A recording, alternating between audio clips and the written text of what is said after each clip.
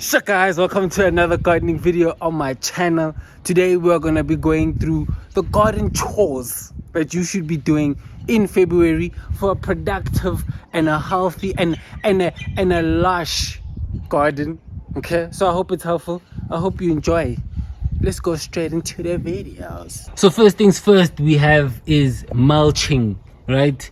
And you know these bags, guys, you must mulch your gardens. I'm even here, you see here we've mulched.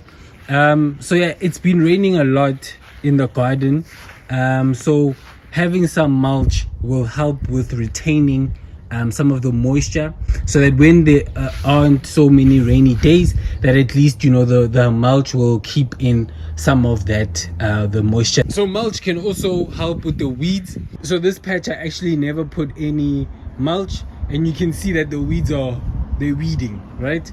But here, you know, you can see that at least they've been contained. So yeah, if you wanna get rid of some of the weeds, use some mulch. The mulch, you can use wood chips, you can use compost, you can use bark, grass clippings even. There's a number of mulch that you can use. Mulch, get that in. So the next chore that you should be doing is pruning. Okay, so let me even just give you a little example here. You see this, if I didn't come into the garden and look at the tomatoes, this little thing here, you see this, will grow its own tomato plant basically, and it will take energy from this main guy, right? So best thing to do is to just say quick, done. See, now we don't have this guy. Okay, another thing, so pruning also now entails as well getting rid of the lower leaves. So let's say this one, you see this one is very close to the ground. Let's just take it out. You know, if it's very close to the ground, and even this one, you know, just basically take off the lower leaves. You can leave the upper leaves, and that's fine, but you don't want the leaves to be touching the ground, because that way they are easily vulnerable to pests and diseases. Okay, so the pests and diseases will attach to the leaves from the ground, and you don't want that. Okay, so yeah, just make sure that you are pruning. And you see, like, look at this one, right? This plant has a sucker, and you can see right here, can you see this one? This stem here is a sucker. It's not from the main actual stem, which is this one. It's actually now just taken out another stem, and basically it's creating another tomato plant. So if I had come out earlier, then I would be able to take this out. If you want healthier plants, just make sure that you are pruning.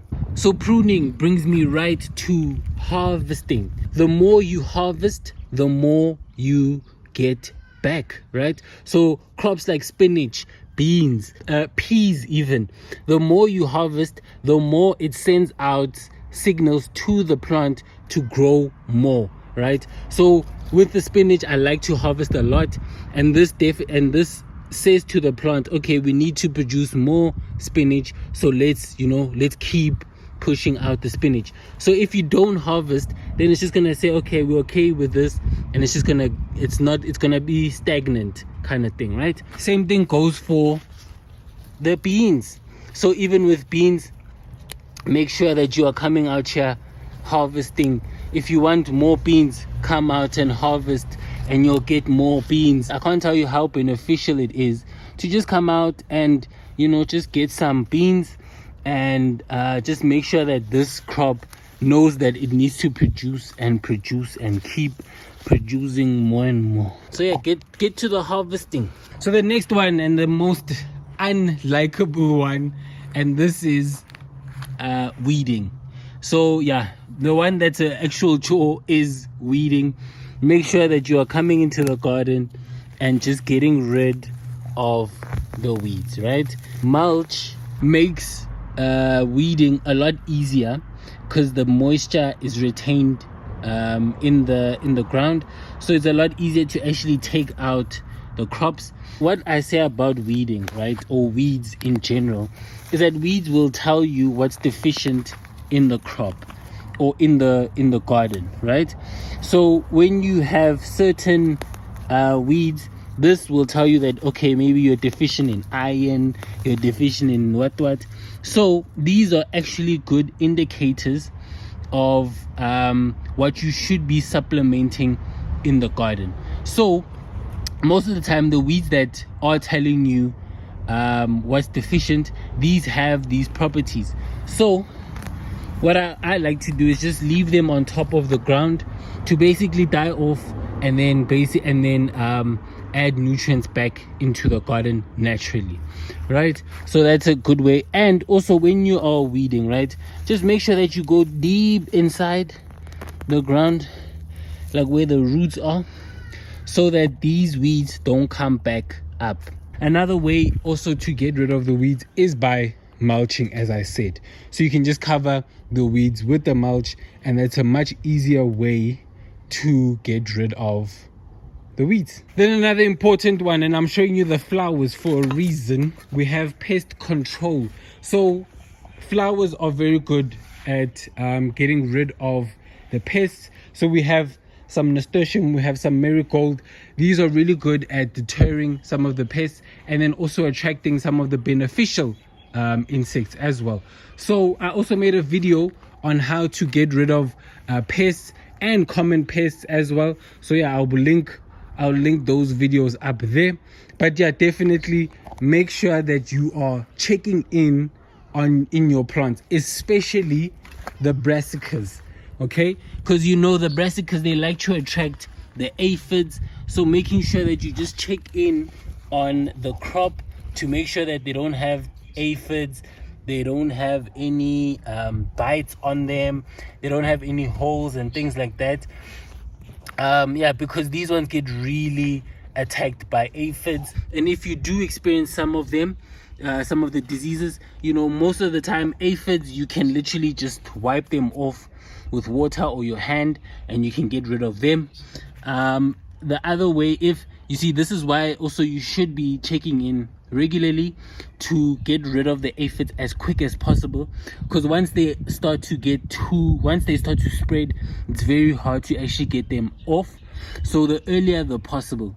And what I've found is that the marigold is very good at deterring the aphids. So get some aphids around, depending on what your crops are. I would say pair them up with their friends or companion plants, just so that they have the best chance of survival, and the companions can get rid of certain pests that they don't like. So yeah, just an example of how quickly they can spread. I'm in here weekly, but I've never seen this insects before. Guys, if you know what these are, please let me know. Yeah, they're on the sage plant. I don't know why, but yeah, if you have any if you know why they are here, let me know. And then last but not least, plant. Okay, make sure that you are planting some crops. I grew some Brussels sprouts over there, and I have a little bit of a surprise that I want to show you in this video. I'm going to show you the video on Wednesday. So yeah, if you want to see the progress of the Brussels sprouts, check that video out.